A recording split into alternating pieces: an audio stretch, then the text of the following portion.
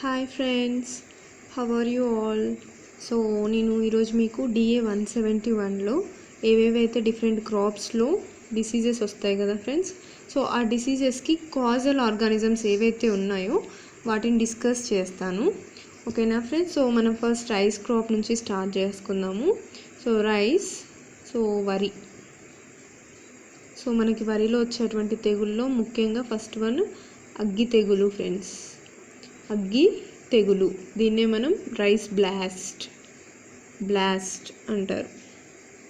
Okay, so దీనికి Kajal organism ఏంటి అని అంటే పైరిక్యులేరియా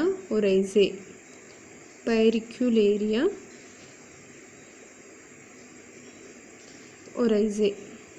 సో చూడండి ఫ్రెండ్స్, నేను మీకు ఫస్ట్ వీడియోలో కూడా చెప్పాను ఏంటి అంటే మనకి ఎక్కడైతే సైంటిఫిక్ నేమ్స్ వస్తాయో అక్కడ అండర్లైన్ అనేది పక్కా చేయాలి. అండ్ మనం ఇంగ్లీష్లో రాస్తున్నప్పుడు ఫస్ట్ లెటర్ జీనస్, దీన్ని జీనస్ అంటారు, దీన్ని స్పీషీస్ అంటారు. సో జీనస్ రాసేటప్పుడు స్టార్టింగ్ లెటర్ క్యాపిటల్ రాయాలి అండ్ స్పీషీస్ రాసేటప్పుడు స్మాల్ లెటర్ రాయాలి.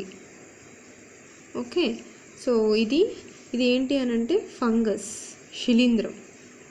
సో మనకి కొన్నిసార్లు బ్యాక్టీరియా కూడా కాజ్ చేస్తుంది, కాబట్టి అది ఫంగసా లేకపోతే బ్యాక్టీరియానా లేకపోతే ఇంకా మైట్సా, ఏదో ఒకటి మనకి డిఫరెంట్ థింగ్స్ ఉంటాయి. సో అది కూడా మనం నేర్చుకోవాల్సి ఉంటుంది. అంటే మనకి అగ్గి తెగులు అనేది ఒక శిలీంధ్రం వల్ల వస్తుంది. అది ఏం శిలీంధ్రం అంటే పైరిక్యులేరియా ఒరైజే. అండ్ సెకండ్ థింగ్ వచ్చేసి గోధుమ రంగు మచ్చ తెగులు.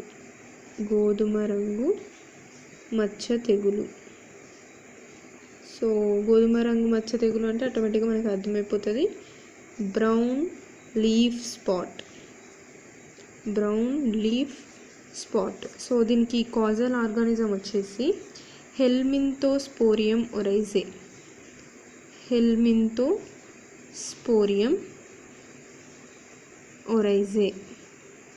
ఓకేనా ఫ్రెండ్స్? హెల్మింతోస్పోరియం ఒరైజే. అండ్ ఇది కూడా మనకు వచ్చేసి శిలీంధ్రం. ఓకే, సో ఇది కూడా మనకి శిలీంధ్రం అన్నట్టే, ఫంగస్, నాట్ ఏ బ్యాక్టీరియా. ఇది కూడా ఫంగసే, హెల్మింతోస్పోరియం ఒరైజే. అండ్ థర్డ్ వన్ వచ్చేసి పాము పొడ తెగులు. దీన్నే మనం ఇంగ్లీష్లో ఏమంటారు అని అంటే షీత్ బ్లైట్. సో మనకి ఫర్దర్గా ఏఓస్ కానీ వాటికి ప్రిపేర్ అయ్యి మనం అవి చేస్తున్నప్పుడు మనకి వాటి యొక్క మచ్చల పేర్లు కానీ, ఇప్పుడు షీత్ బ్లైట్ ఉందండి, మనం ఫార్మర్స్ ఫీల్డ్కి వెళ్ళి షీత్ బ్లైట్ అంటే వాళ్ళకి అర్థం కాదు. సో మనకి తెలుగులో కూడా వాటి పేర్లు ఖచ్చితంగా తెలియాలి.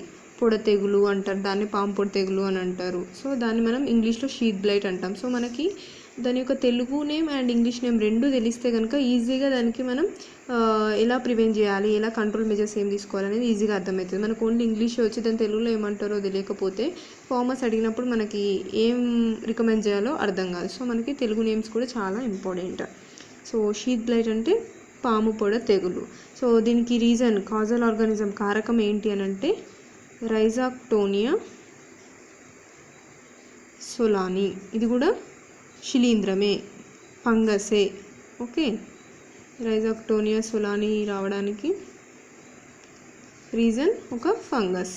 రైజాక్టోనియా సొలాని రావడానికి కాదు, పాము పొడ తెగులు షీత్ బ్లైట్ రావడానికి రైజాక్టోనియా సొలాని అనేది కారకం. ఇది కూడా ఒక ఫంగస్. ఓకేనా ఫ్రెండ్స్? అండ్ నెక్స్ట్ థింగ్ వచ్చేసి పొట్టకుళ్ళు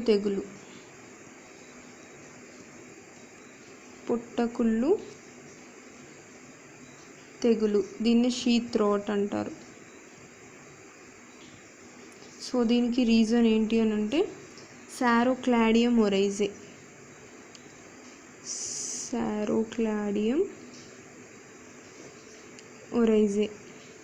సో మనకి ఒరైజా అంటే మనకి మన రైస్ యొక్క సైంటిఫిక్ నేమ్ ఏదైతే ఒరైజా సటైవా ఉంది కదా, సో అట్లా లాస్ట్కి స్పీషీస్లో ఒరైజా అని కొన్నిటికి యాడ్ అవుతూ ఉంటుంది. ఓకేనా? సో రైస్లో వస్తుంది కాబట్టి ఒరైజా సటైవా, దీని యొక్క శాస్త్రీయనామం ఒరైజా సటైవా కాబట్టి సో మనకి పైరిక్యులేరియా ఒరైజే, హెల్మింతోస్పోరియం ఒరైజే, సారోక్లాడియం ఒరైజే.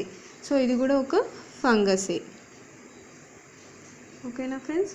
సో షీత్ రాట్ వేరు, షీత్ బ్లైట్ వేరు. దీన్ని పాము పొడ తెగులు అని అంటారు, దీన్ని పొట్టకుళ్ళు తెగులు అని అంటారు. ఓకే, సో ఇది పొట్ట దశలో ఉన్నప్పుడు ఆశిస్తుంది. ఓకే, సో నెక్స్ట్ వచ్చేసి బ్యాక్టీరియల్ ఆకు ఎండు తెగులు. బ్యాక్టీరియల్ ఆకు ఎండు తెగులు, బ్యాక్టీరియల్ లీఫ్ బ్లైట్ అని అంటారు. తెగులు అని అంటే డిసీజ్ కదా, so bacterial leaf blight. So ఇది మనకి దేనివల్ల వస్తుంది? జాంతోమోనస్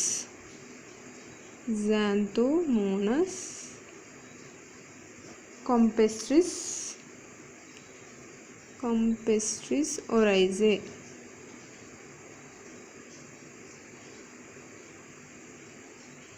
ఓకేనా ఫ్రెండ్స్, జాంతోమోనస్ కాంపెస్ట్రిస్ ఒరైజే అనే బ్యాక్టీరియా. సో మనం బ్యాక్టీరియల్ బ్లైట్ అంటున్నాం కదా, సో మనకి అది రావడానికి రీజన్ వచ్చేసి బ్యాక్టీరియా. ఓకేనా ఫ్రెండ్స్, సో దీంట్లో మనకి క్రెసెక్ లక్షణాలు 30 days తర్వాత ఒక్కొక్క దశ మనకి ఇందులో డిఫరెంట్ స్టేజెస్ కూడా ఉంటాయి ఈ తెగుల్లో. నెక్స్ట్ వచ్చేసి రైస్ టుంగ్రో వైరస్, వరి టుంగ్రో వైరస్. సో ఇది దీనికి రావడానికి కారకం ఏంటి అని అంటే RTV virus, rice tungro virus. ఓకేనా ఫ్రెండ్స్, సో ఇది వైరస్ వల్ల వస్తుంది. టుంగ్రో డిసీజ్ అనేది వైరస్ వల్ల వస్తుంది. బ్యాక్టీరియల్ లీఫ్ బ్లైట్ అనేది బ్యాక్టీరియా వల్ల వస్తుంది. మిగతా అన్నీ కూడా మనకి ఫంగస్ వల్ల వస్తాయి. ఓకేనా, సో ఇది కూడా చాలా ఇంపార్టెంట్. మీరు ఎట్లా అయితే సైంటిఫిక్ నేమ్ నేర్చుకుంటారో అంటే కాజల్ ఆర్గానిజం, దాంతోపాటు అది ఫంగస్, ఆ బ్యాక్టీరియా అనేది కూడా చాలా చాలా ఇంపార్టెంట్. అండ్ నెక్స్ట్ వచ్చేసి మనం ఇది వరిలో వచ్చేటువంటి మెయిన్ ఇంపార్టెంట్ అగ్గి తెగులు, గోధుమ రంగు మచ్చ తెగులు, పాంపొడ తెగులు, పుట్టకుళ్ళు తెగులు, బ్యాక్టీరియల్ ఎండు తెగులు and rice tungro virus.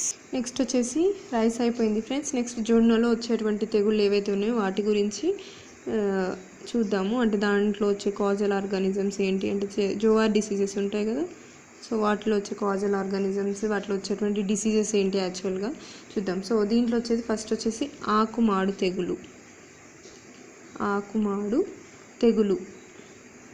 Blight, leaf blight. Okay, దీనికి కాజల్ ఆర్గానిజం ఏదైతే ఉందో అదేంటి అని అంటే ఎగ్జెరోహైలం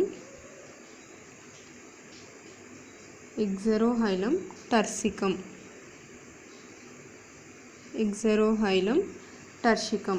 ఓకేనా, సో ఇది కూడా ఒక శిలీంధ్రం, means fungus. Okay, so next వచ్చేసి డౌనీ మిల్యూ. సో మనకి నార్మల్గా డౌనీ మిల్యూ అంతా కూడా మనకి ఇది ఏ జాతికి అంటే ఏ క్రమానికి చెందిన ఏ ఫ్యామిలీకి సంబంధించిన వాటి వల్ల వస్తుంది అంటే పెరినోస్పోరియల్స్ కదా ఫ్రెండ్స్. సో దీని యొక్క సైంటిఫిక్ నేమ్ అంటే దీనికి కాజల్ ఆర్గానిజం కూడా వచ్చేసి మనకి ఏంటి అని అంటే పెరనోస్క్లీరోస్పోరా సోర్గి. సో మనకి సోర్గి అని ఎందుకు అన్నామంటే జోవార్ని మనం సోర్గం అని కూడా అనొచ్చు. ఓకే, సో మనకి దీని కాజల్ ఆర్గానిజం వచ్చేసి పెరనోస్క్లీరోస్పోరా సోర్గి. ఓకే,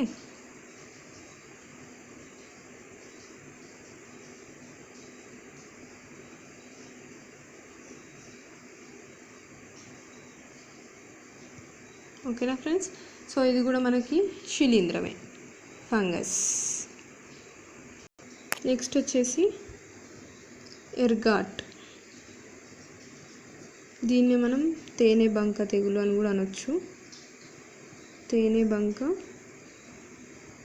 తెగులు. సో దీనికి కాజల్ ఆర్గానిజం వచ్చేసి క్లావిసెప్స్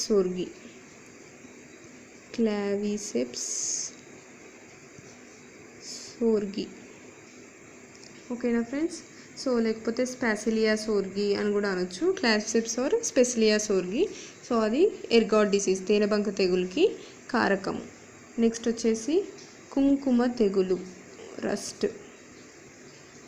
కుంకుమ తెగులు. ఓకే, మనకి సో ఈ రస్ట్ అనేది ఏ కుటుంబానికి చెందిన శిలీంధ్రాలు కలిగజేస్తాయి అని అంటే యూరిడినేల్స్. ఓకే, మీకు ఆల్రెడీ నేను ఇంతకుముందు ప్యాథాలజీ క్లాస్ ఏదైతే చెప్పానో దాంట్లో డిస్కస్ చేశాను. సో దీనికి రిలేటెడ్ కారకం ఏంటి అని అంటే పక్సినియా పర్పూరియా. ఓకే, ఇది కూడా శిలీంధ్రమే, పక్సినియా పర్పూరియా.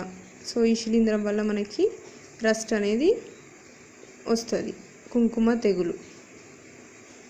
ఓకే, సో మనకి ఆకుమాడు తెగులు, డౌన్ మిల్యూ, ఎర్గాట్, కుంకుమ తెగులు, ఇంకా కాటుక తెగులు, పక్షి కన్ను తెగులు కూడా ఉన్నాయి ఫ్రెండ్స్. నెక్స్ట్ వచ్చేసి కాటుక తెగులు. సో దీన్నే మనం స్మట్ అంటాం.